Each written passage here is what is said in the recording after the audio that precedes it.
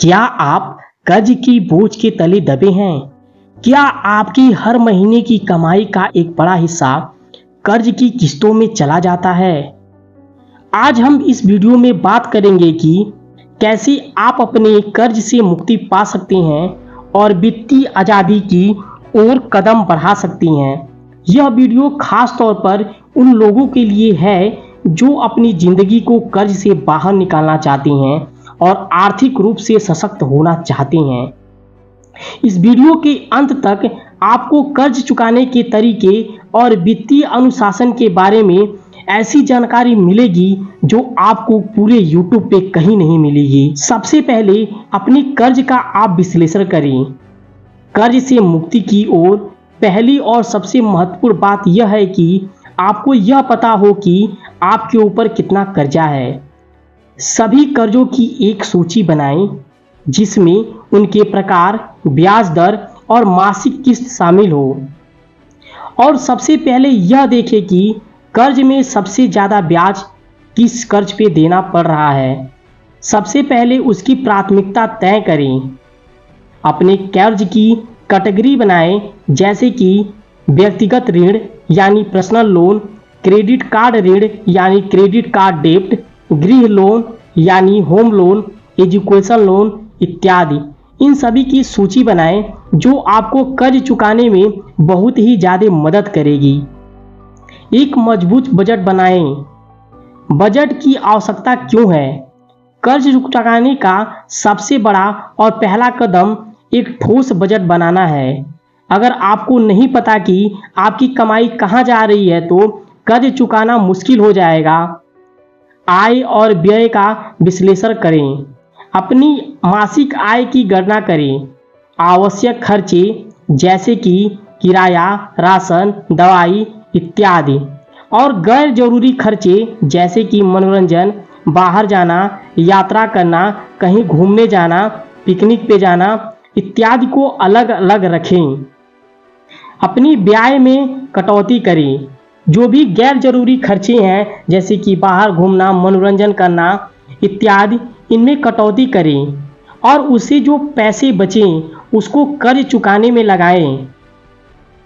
अगर आप ऐसा करते हैं तो आपके अनावश्यक खर्चों से ही आपके कर्ज से छुटकारा पाने में एक छोटी सी मदद मिल सकती है। कर्ज चुकाने की रणनीतियाँ। कर्ज चुकाने की कई सारी ऐसी रणनीतियाँ हैं जिसे आपको फॉलो करना होगा। जैसे कि इसमें से पहली रणनीति है डेब्ट स्नोबॉल मेथड। डेब्ट स्नोबॉल मेथड का मतलब कर्ज का हिमपात तरीका है। इस पद्धति में सबसे पहले छोटे कर्ज से हम शुरुआत करते हैं, चाहे उसकी ब्याज दर कुछ भी हो। जब आप छोटे कर्ज को चुकाते हैं तो आपके अंदर एक कॉन्फिडेंस आता है, एक आत्मविश्वास आता है और आप अन्य बड़े कर्जों को चुकाने का सामना करने की हिम्मत आपके अंदर आ जाती है। उदाहरण की बात करें तो यदि आपके पास 3 कर्ज है, जैसे कि पहला कर्ज 10,000 का है, दूसरा कर्ज 50,000 का है और तीसरा कर्ज 1 लाख का है, तो सबसे पहले आपके 10,000 के कर्ज को चुकाना चाहिए, क्योंकि अगर आप ऐसा करते हैं तो आप इसे आसानी से चुका सकते हैं और यह आपकी कर्जों की लिस्ट से एक कर्ज समाप्त हो जाएगा और आपके अंदर एक अलग का कॉन्फिडेंस आएगा जो आप बड़े कर्जों को चुकाने में आपकी हेल्प करेगी। कर्ज चुकाने की दूसरी जो विधि है उस विधि को कहते हैं डेब्ट एवलेंस मेथड यानी कर्ज का हिमस्खलन तरीका। इस पद्धति में सबसे पहले हम उस कर्ज को चुकाना शुरू करते हैं जिसकी ब्याज दर सबसे अधिक है। इससे आपको दीर्घकालिक रूप से ब्याज में कम पैसा चुकाना पड़ेगा। यानी आपको सबसे पहले बड़े कर्ज को चुकाना चाहिए। इस विधि में यही बताया गया है। अगर आप बड़े कर्ज को चुकाते हैं जिसका, तो आपको दीर्घकालिक जो ब्याज देना पड़ेगा उस ब्याज को आप कम कर सकते हैं। यदि उदाहरण की बात करें तो यदि एक कर्ज की ब्याज दर 15% है और दूसरे कर्ज की ब्याज दर 10% है, तो आपको सबसे पहले 15% के ब्याज वाले कर्ज को चुकाना चाहिए। अगर आप इस 15% ब्याज वाले कर्ज को निपटारा कर देते हैं तो आपको अत्यधिक ब्याज देने से बच जाते हैं। और यदि आप अत्यधिक ब्याज नहीं देते हैं तो उन पैसों को सेव करके आप छोटे कर्ज को भी आसानी से चुका सकते हैं। आय बढ़ाने पर ध्यान दें। अतिरिक्त आय के साधन खोजें। कर्ज चुकाने की गति को तेज करने के लिए आपको अपनी आय बढ़ाने पर भी ध्यान देना होगा। अगर आपके पास अत्यधिक आय के स्रोत होंगे तो आप उन स्रोतों से जो पैसे मिलेंगे उसको आप कर्ज चुकाने में लगा सकते हैं। इसके लिए आपको अंशकालिक नौकरी यानी पार्ट टाइम जॉब ढूंढनी पड़ेगी और पार्ट टाइम जॉब करनी पड़ेगी जिससे आप पैसे जो अर्निंग करें उसको आप कर्ज चुकाने में लगा सकें। इसके साथ साथ आपको नए स्किल्स को सीखने की ज़रूरत पड़ेगी जिससे भी आप कमाई कर सकते हैं। जैसे बहुत ही फेमस चीज़ है फ्रीलांसिंग। आप स्किल्स सीखकर इस फ्रीलांसिंग में भी आप पैसे कमा सकते हैं और उन पैसों से आप अपने कर्ज को चुका सकते हैं। दूसरी चीज़ें आप किसी को कुछ सिखा सकते हैं और उन सिखाने से जो पैसे मिलेंगे उसको भी आप कर्ज में चुका सकते हैं। जैसे आप होम ट्यूशन दे सकते हैं, घर पे ही आप किसी को ट्यूशन पढ़ा सकते हैं इत्यादि। संपत्ति बेचें। यदि आपके पास कोई ऐसी संपत्ति है जो जरूरी नहीं है जैसे कि पुरानी गाड़ी या फर्नीचर तो उसे बेचने पर विचार करें और उस पैसों का उपयोग कर्ज चुकाने में करें। यानी आप अपने पुराने सामान को भी बेच सकते हैं जिसका आप उपयोग लंबे समय से नहीं कर रहे हैं, जिसकी आपको कोई आवश्यकता नहीं है, उसे बेचकर भी आप अपने कर्ज से छुटकारा पा सकते हैं। आपको अपने खर्चों में कटौती करनी होगी।